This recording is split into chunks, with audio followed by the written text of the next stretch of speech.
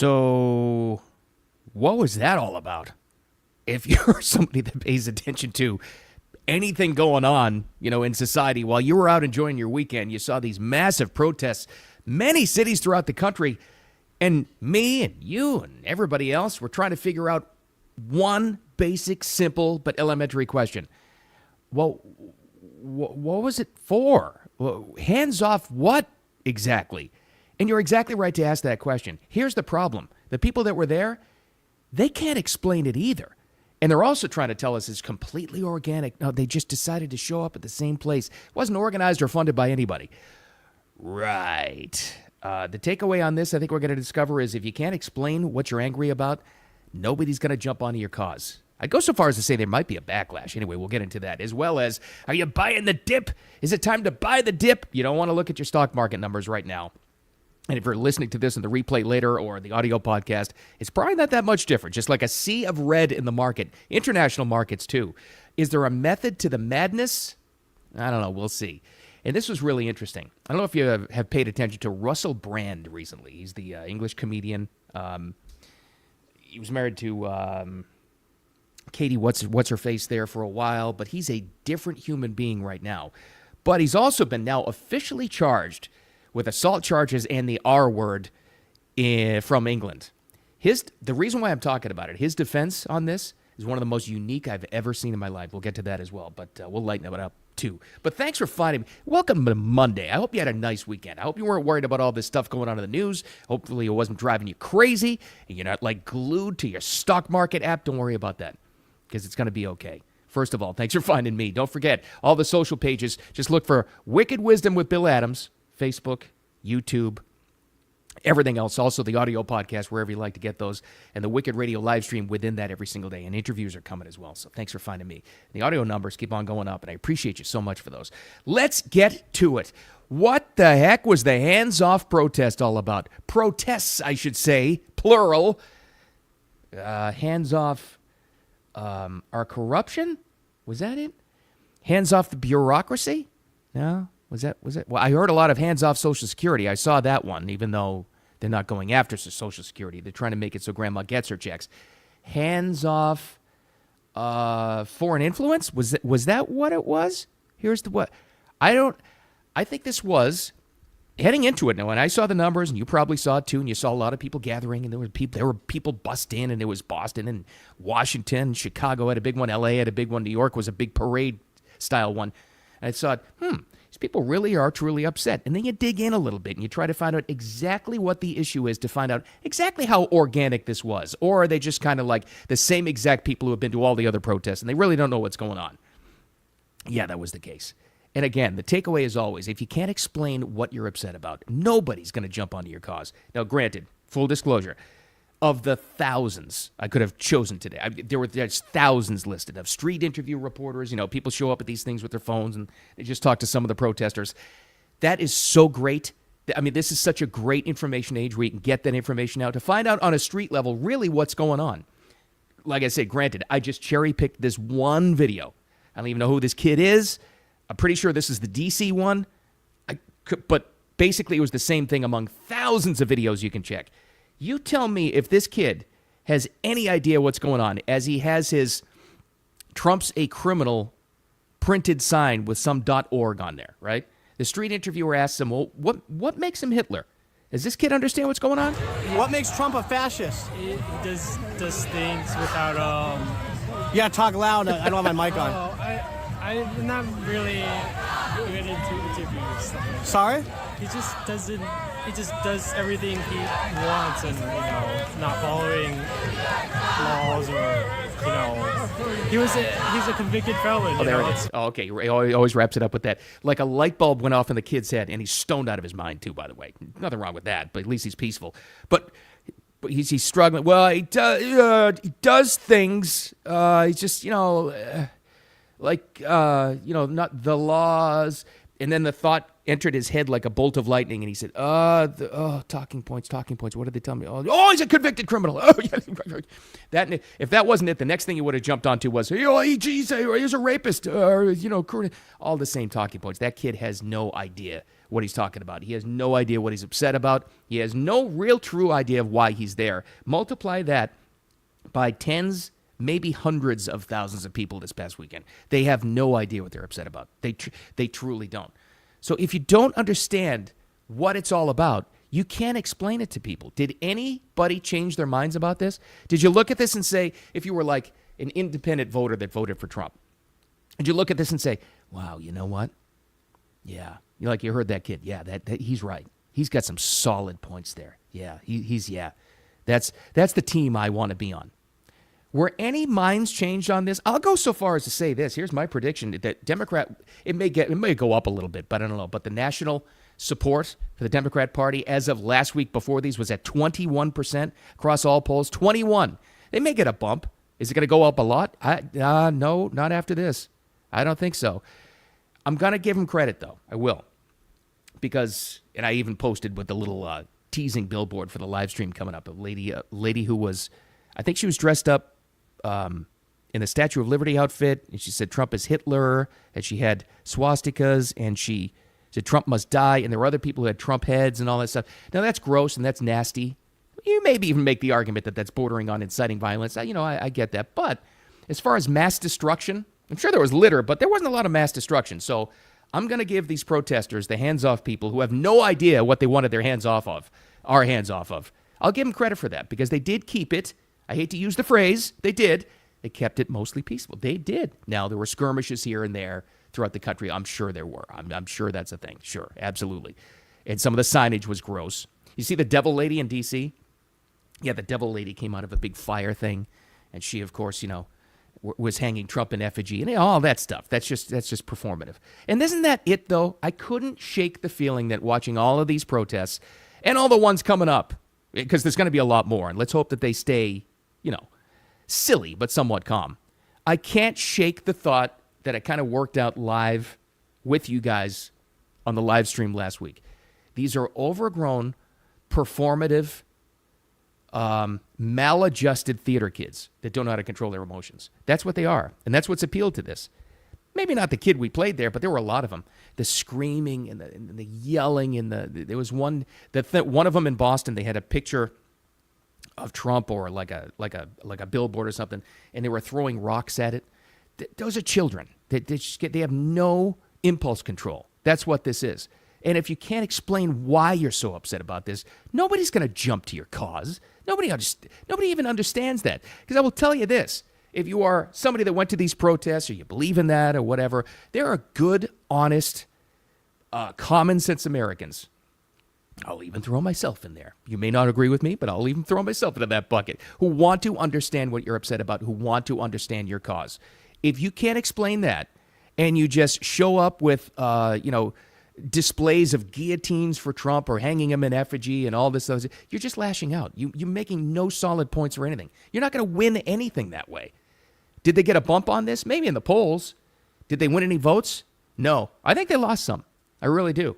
So let's just hope they keep it to that because they're getting loonier and loonier by the day. But Trump doesn't seem to be worried. Did you hear that too? I heard this a lot too, especially in the New York Street Parade. A lot of signs. Well, we're suffering. He's golfing. Yeah, he was. He was at Mar-a-Lago this weekend. And then he flew back to D.C. But I think he does that for a couple of different reasons. It's good for his health, but he also does it to drive them absolutely crazy. Did you notice something else too? As opposed to 2016, there was no reaction whatsoever from the administration to these protest rallies, the hands-off rallies. Nothing. They didn't recognize them. They didn't talk about them. Nobody from the administration posted anything online about it. They completely ignored it, as massive as they were. So, I don't know. There you go. Speaking of Trump, all right, where has he been? What's going on? What the heck? Are we in a trade war? Yeah. What's the plan? Are we sinking the economy? Are we all going to, while you're golfing, is that what's happening? Well, he's on Air Force One flying back from Palm Beach to D.C. last night, and he had some reporters on board. And he explained a little bit of the method to the madness. What is this all about? The takeaway is, and what you're going to hear here is, and Marco Rubio explains it too, It's all about manufacturing. Here he was last night. Because you can't continue to be that way. It's been that way for years now, and it can't go on any longer. And we're the piggy bank. We have all the advantages. Forget markets for a second. We have all the advantages. We'll get it straight out. We're going to become a wealthy nation again. Wealthy like never before. And we're not going to let other nations that have been ripping us off, whether it's China or the European Union, with all of the European nations that have just made it's been like a feast. Look, the European Union was formed for one reason. You know what that was? To rip off the United States. Oh, and it cut off, but he had a great line at the end there. He wrapped up that statement by going, so put that in your bonnet. He doesn't. I saw some political analyst over the weekend who knows him, whatever it is. He knows the administration. He says, you know that expression, he doesn't give an F? That's him in this administration. I mean, cares about the country, loves the American people, loves his voters or anybody that endorsed him for sure.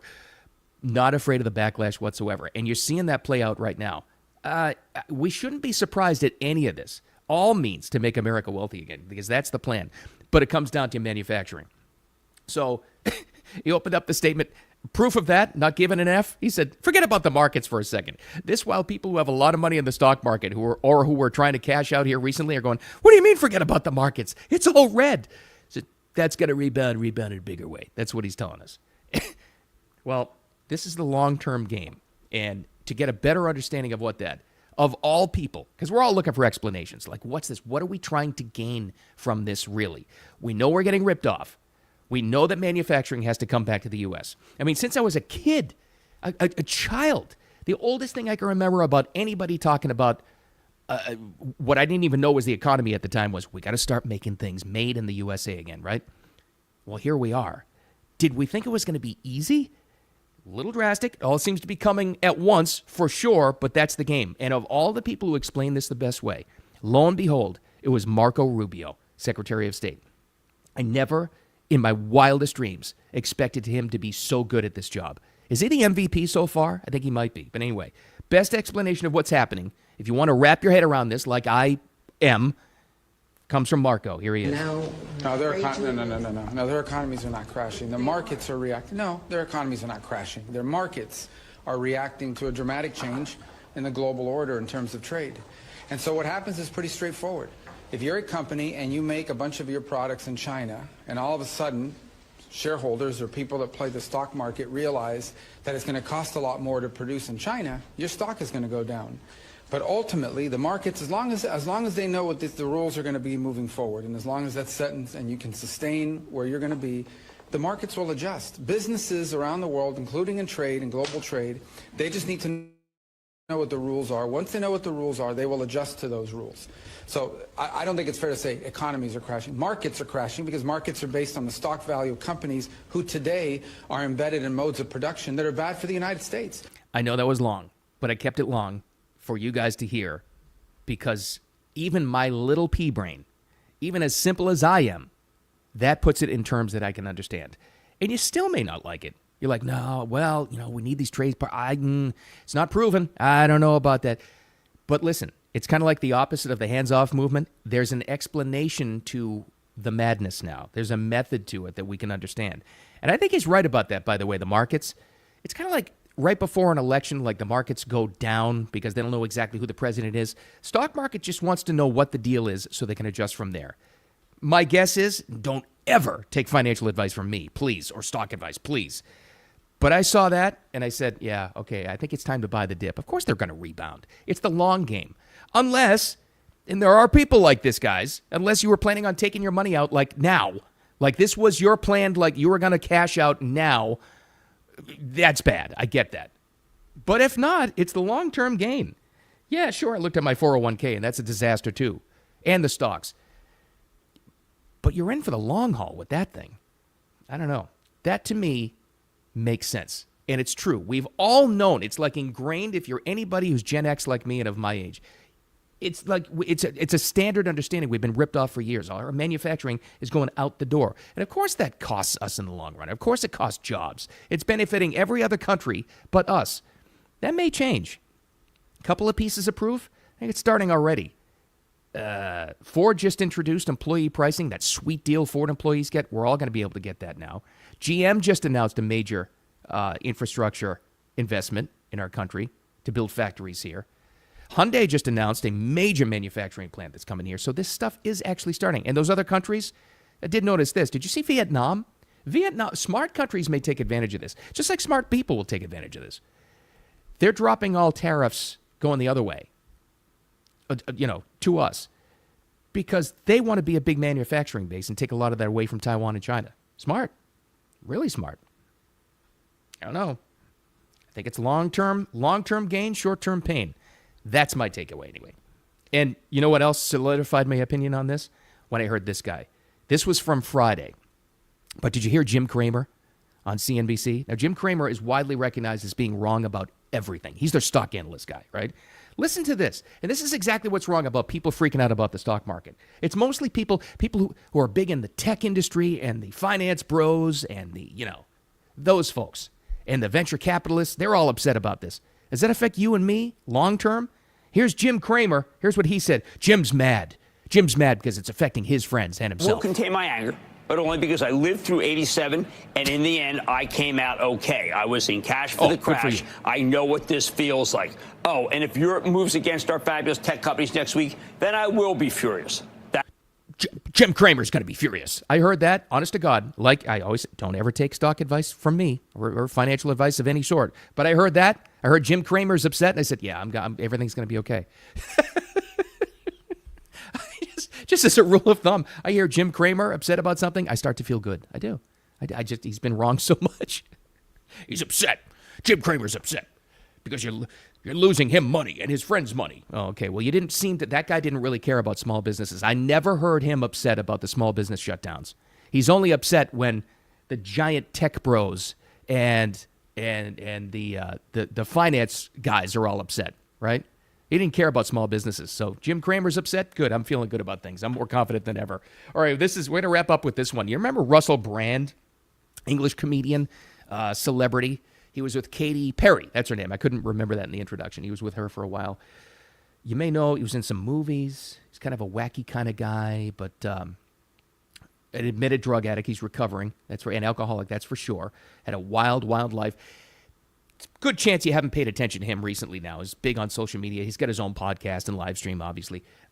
Russell Brand these days is very, very, very full-bore Christian. I mean, born again, talks about Christ, talks about the Lord all the time, and that's his thing. A lot of people have suspected him of changing his character because they knew what was coming, right? He's had these assault charges hanging over his head from the UK for years.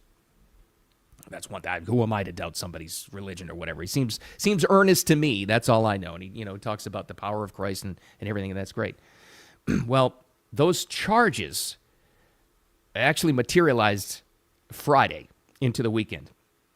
And from the UK, sexual assault charges and the R-word charges, the big one, from 25 years ago. Several women, I think it's 4 women involved, from 25 years ago. And I'll preface this by saying this before you hear his explanation, because it's one of the most unique I've ever heard. I'll preface this by saying not only is he very, very vocal about his Christianity, as an advocate, he's taken on corruption, especially in the UK, but also in the States, and he's taken on censorship, and he speaks out against big government, and he's spoken out against basically corruption of some big, big players. With that knowledge of what's happened to Russell Brand and who he speaks out against now, listen to his explanation. He did the standard thing. He said, thank you all for your support so much. Of course, he denied all the charges. That's not me. I never did that, even though I was a knucklehead 25 years ago. He never said that. His explanation, I'll call it a defense, is really unique because what did he do? He said, use this to question the corruption of the courts, especially you people in England. This is really unique. We're very fortunate in a way to live in a time where there's so little trust in the British government. We're very fortunate, I suppose, that this is happening at a time where we know that the law has become a kind of weapon to be used against people, institutions, and sometimes entire nations that will not accept and tolerate levels of corruption that are unprecedented. I'm speaking particularly to those of you that are watching this in the UK. How do you feel about your legal system? Well, I don't know, and I don't know if we're ever going to know. I don't know enough about Russell Brand. I follow him on X. You know, I listen to his stuff because it's been an interesting transformation. I don't know whether that's genuine. I think it is. His newfound Christianity, his faith. I believe that. I don't know too much about his background. I don't know whether these charges are real. I don't know whether anything's going to come from them, or I don't know whether the guy's going to jail. I'm not too sure. I don't think there's any way any of us can tell. All I know is one thing when you pay attention to people. What I know is people. And when somebody is charged of something that's 25 years old, that's been hanging over his head for a while, and comes at a time when he decides to take on big government, big corruption and censorship, and speaks out against it in a very vocal way and has a massive following, I don't know. I just tend to get a little suspicious of the charges. I don't know either way, but that's how I look at those things. So we'll see. And that's a very interesting thing. He talked about straight to the corruption of the courts that are charging him. I thought that was fascinating. All right. What a weekend. What a Monday. What a week we are heading into right now. Have a wicked awesome Monday. Again, the takeaway is just like this hands-off movement. If you can't explain to me why you're upset, don't expect me to jump onto your cause. We're all trying to understand what these protests were about, and nobody explained it clearly. So don't expect us to jump onto it. Second takeaway is, as always, don't take any crap from anybody. Most importantly, have a wicked awesome Monday, like I said. And don't forget, Wicked Wisdom with Bill Adams, wherever you find social media, Facebook, YouTube, the audio podcasts, wherever you like to get those as well. You can find those daily, the Wicked Radio live stream right here. So, it's only Monday, guys. With that said, I'll talk to you tomorrow. Have a great one.